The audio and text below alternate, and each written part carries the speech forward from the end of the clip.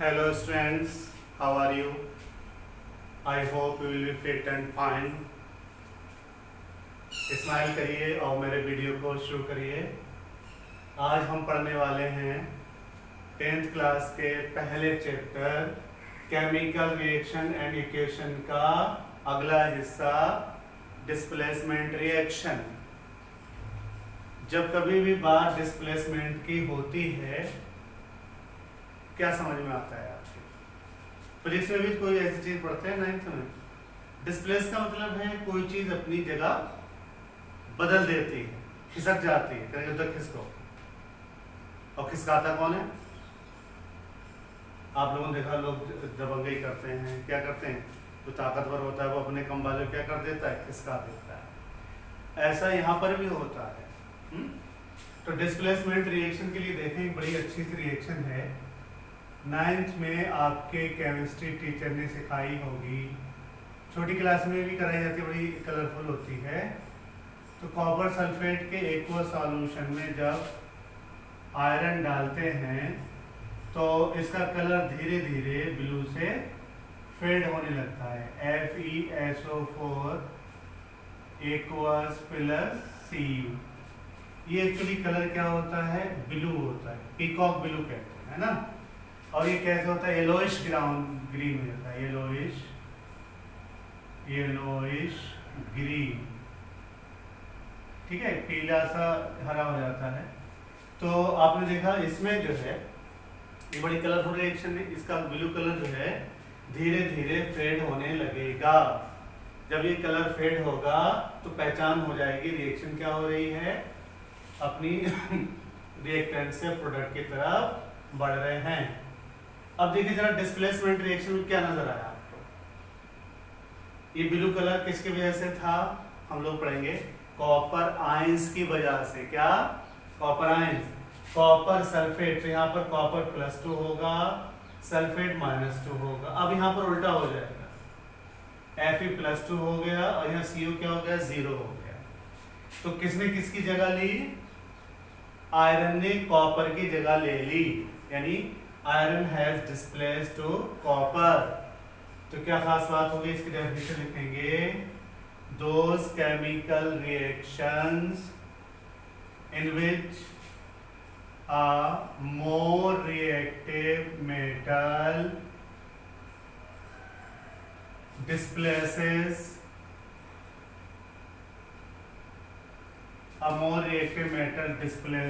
to a less reactive metal, और non metal भी होंगी कुछ, और non metals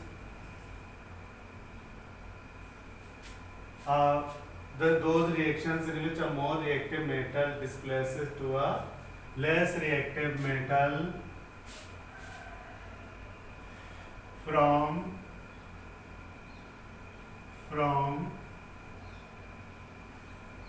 aqueous salt solution. Those reactions in which a more reactive metal displaces to a less reactive metal from its aqueous salt solution. Salt solution क्या खास बात होगी? इसलिए हम कहेंगे, एक इसकी खास बात ये है, displacement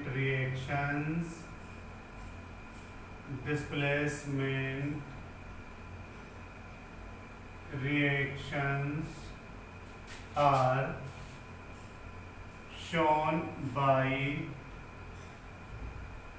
ionic compounds. ये कौन शो करेंगे? Ionic compounds. ये इंपॉर्टेंट है ना, एक बार फिर देख लीजिए। Those reactions in which more reactive metal displaces to a less reactive metal from its aqueous salt solution.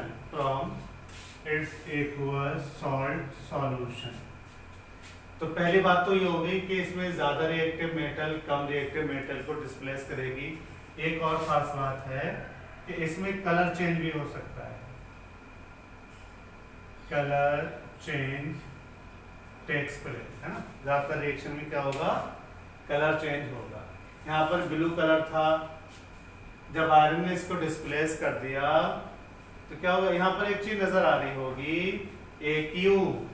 AQ बोले तो सॉल्यूशन प्रिपेयर्ड इन वाटर। तो कंडीशन ये है, पहली बात तो आयोनिक कंपाउंड होना चाहिए, दूसरा एक्वस सॉल्यूशन होना चाहिए। अगर एक्वस सॉल्यूशन नहीं होगा तो डिस्प्लेसमेंट रिएक्शन पॉसिबल नहीं होगा। चलिए कुछ और रिएक्शन देखते हैं। तो इसमें क्या हुआ, एक ज्यादा रिएक्टिव कम रिएक्टिव को डिस्प्लेस कर देगा। फर्ज करो कि अभिषेक बच्चन जो है किसी प्रोग्राम में लाइव इन कंसर्ट में कोई प्रोग्राम पेश कर रहे हैं। आपने देखा होगा वहां पर जूनियर आर्टिस्ट जो होते हैं वो कॉमन होते हैं, कोई भी नाचने वाला सब बेचारे वही काम करते हैं। तो पता चला अभिषेक बच्चन जब आए नाचने लगे, उधर सलमान खान आ गए, तो पब्लिक का अटेंशन किधर जाएगा, सल्लू भाई की तरफ जाएगा, है ना। तो अभिषेक बच्चन क्या होंगे, चले जाएंगे। तो दबंग ने क्या किया, कमजोर को डिस्प्लेस कर देगा, है ना। तो ज्यादा रिएक्टिव मेटल कम रिएक्टिव मेटल को डिस्प्लेस करेंगी। ठीक है, कुछ और ले लेते हैं। अभी हमने देखा आयरन ने कॉपर को किया। अब मान लीजिए FeSO4 ले लें और इसमें जिंक पाउडर डालें, तो जिंक क्या करेगा, आयरन को डिस्प्लेस कर देगा। अब पता चला जिंक से ज्यादा रिएक्टिव कौन है, एल्युमिनियम। एल्युमिनियम से ज्यादा रिएक्टिव कौन है, मैग्नीशियम।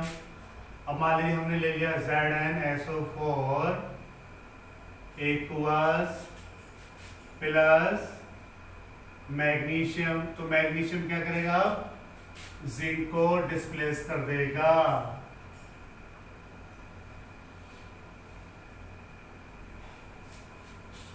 ठीक है, अब एक उल्टी रिएक्शन ले लें। कॉपर से भी जो है कमजोर है कोई, तो क्या होगा, Cu plus silver nitrate aqueous solution. Aqueous means फिर से याद दिला दूं, सॉल्यूशन प्रिपेयर्ड इन वाटर। तो क्या होगा, CuNO3 whole twice plus 2Ag। अब यहां पर कॉपर ने किसको कान पकड़ के बाहर निकाल दिया, सिल्वर को। इसको सिल्वर को। अब जरा देखें यहां पर, अभी हमने बात लिखी थी कि मेटल को भी डिस्प्लेस कर सकते हैं और नॉन मेटल को भी डिस्प्लेस कर सकते हैं। कैसे, एक रिएक्शन लेते हैं, बड़ी मजेदार है। तो Zn प्लस 2HCl क्या बनेगा, ZnCl2 plus H2, Zn plus H2SO4 gives ZnSO4 plus H2। यहाँ पर ये डिस्प्लेसमेंट हो रहा है, लेकिन इस रिएक्शन की खास बात क्या है, जो मेटल है वो नॉन मेटल को डिस्प्लेस कर रहा है। ठीक है, ये भी मुमकिन है, नॉन मेटल को भी डिस्प्लेस कर सकती है, लेकिन वो 10th स्टैंडर्ड पे नहीं है। लेकिन चलिए एक सैंपल के बतौर या जीके के बतौर ले सकते हैं, यानी कि नॉन मेटल को भी डिस्प्लेस कर सकती है। जैसे NaBr प्लस Cl2, तो क्या हुआ, 2NaCl प्लस Br2। अब यहाँ पर दबंग कौन हो गया, क्लोरीन। ठीक है, तो डेफिनेशन हमारे यहाँ जो हो गई वो तो मुकम्मल हो गई, पूरी हो गई, लेकिन फिर भी क्या होता है, नॉन मेटल भी डिस्प्लेस कर सकती हैं। अब ये पता कैसे चलेगा कौन कम रिएक्टिव है, कौन ज्यादा रिएक्टिव है। तो साइंटिस्ट क्या करते हैं, हर चीज को ऑब्जर्व करके उसको एक टेबल की फॉर्म दे देते हैं, टेबुलर फॉर्म दे देते हैं या सीरीज बना देते हैं। तो पता चला जो केमिस्ट जो थे उन्होंने सारी मेटल को स्टडी किया, और उन्होंने स्टडी करते वक्त स्टैंडर्ड किसको माना? हाइड्रोजन को। Any those metals which can displace hydrogen from acids and water will be taken as more reactive metal, which cannot displace to hydrogen are called as less reactive metals, है ना। और अभी हम देख लेते, वैसे इसको जो सीरीज है उसका नाम है, जिसमें हम स्टडी करेंगे, उसका नाम है रिएक्टिविटी सीरीज और activity series of the metal. क्या किया हमने? हाइड्रोजन रिएक्ट कराया और इसकी एक सीरीज बना। सच्चाई ये है जो हम लोग 11th में सीखेंगे, घबराना मत, एक चीज आगे थोड़ा सा, इलेक्ट्रोड पोटेंशियल, उसके अकॉर्डिंग जो सीरीज बनाई गई उसको हम रिएक्टिविटी सीरीज, एक्टिविटी सीरीज या इलेक्ट्रोकेमिकल सीरीज कहते हैं। डिटेल में हम जो है मेटल नॉन मेटल वाले चैप्टर में पढ़ेंगे, लेकिन यहाँ पर थोड़ा सा देख लेते हैं। तो इसमें जो सबसे ज्यादा रिएक्टिव थी वो कौन थी? पोटेशियम, फिर सोडियम, फिर कैल्शियम, फिर मैग्नीशियम, फिर एल्युमिनियम, फिर जिंक, फिर आयरन, फिर लेड, फिर हाइड्रोजन, फिर सिल्वर, उसके बाद मरकरी, कॉपर, मरकरी, सिल्वर और गोल्ड, ये रटने की जरूरत नहीं है भी। हम इसका एक निमोनिक्स आपको अगले वीडियो में बताएंगे याद करने का। तो इसमें क्या होता है? Potassium, sodium, calcium, magnesium, aluminium, zinc, iron, lead, hydrogen, copper, mercury, silver, gold, platinum, palladium भी है। लेकिन सारा एनसीईआरटी में 10th में जो दे रखा है, हमें लगता है वो एक्टिविटी सीरीज के लिए काफी है।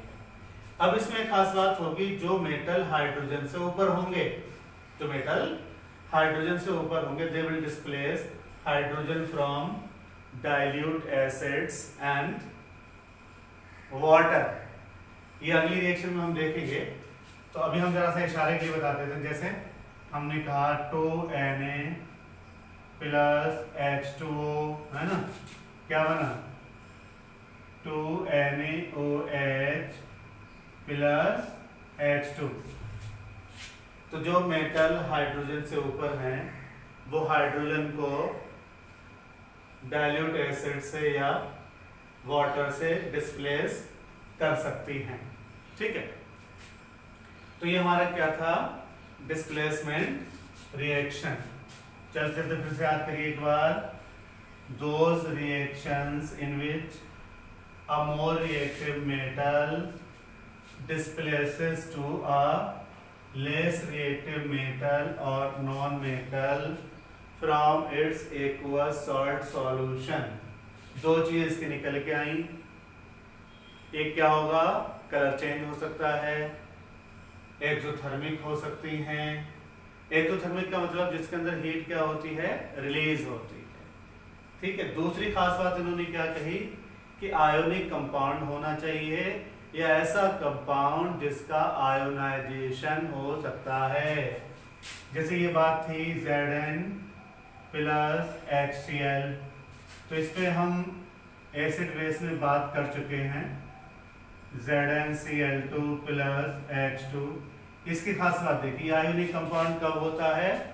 जब इसको पानी में घोलते हैं। ऐसे कंपाउंड जो पहले आयंस नहीं देते हैं, HCl gas actually gaseous form में है, लेकिन जब इसको वाटर में डिसॉल्व करते हैं तो इसका आयोनाइजेशन हो जाता है। तो डिस्प्लेसमेंट रिएक्शन के लिए कंडीशन है कलर चेंज होना चाहिए, है ना, और क्या होना चाहिए? आयोनिक कंपाउंड होना चाहिए। ठीक, इसकी एक खास बात है जो हम आपको अगले टॉपिक में सिखाएंगे, displacement reactions. Displacement reactions are also the examples of redox reactions। कैसी हैं? redox reactions हैं। तो वही आप लोगों को फरमाइश थी कि 10-10, 12-12 मिनट की छोटी छोटी वीडियो बनाइए जिससे हमें याद करने में आसानी हो जाए, प्रैक्टिस करने में आसानी हो जाए। चलिए बात मानते हैं, तो लाइक करिए, सब्सक्राइब करिए, है ना, शेयर करिए, और मुझे मेरा नंबर ये है, बार बार मुझे फ़ोन करिए, बिल्कुल इत्मीनान से मैं आपको बताऊंगा। एक बार बात करके देखेंगे तो आपको अंदाज़ा हो जाएगा, शायद मैं आपको बता सकता हूँ। चलिए अगली वीडियो फिर मिलते हैं, तब तक take care, thank you very much.